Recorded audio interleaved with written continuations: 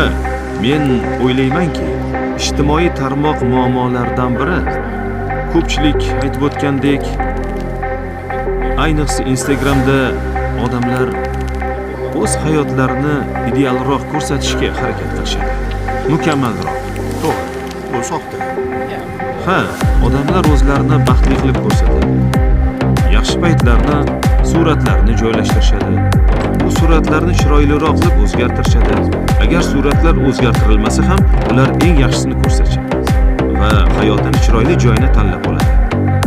Natijada odamlar aslidan ancha baxtliroq bo'ladi va ular haqiqiy hayotdan ko'ra ancha baxtliroq.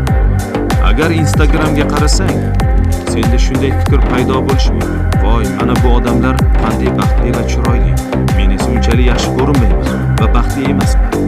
Demak, men baxtsizman. Bu seni kayfiyatingni tushirishi mumkin. Aslida sen baxtli deb o'ylagan odamlar aslida shunchalik baxtli emas. Ayrimlari hatto juda stressga tushgan. Haqiqatan ham juda qayg'urgan. Aslida eng baxtli ko'rinadigan odamlarning o'zi aslida ba'zan eng baxtsiz odamlardir. Hech kim ularni yaxshi ko'rmaydi. Kim bo'lishidan qat'iy nazar.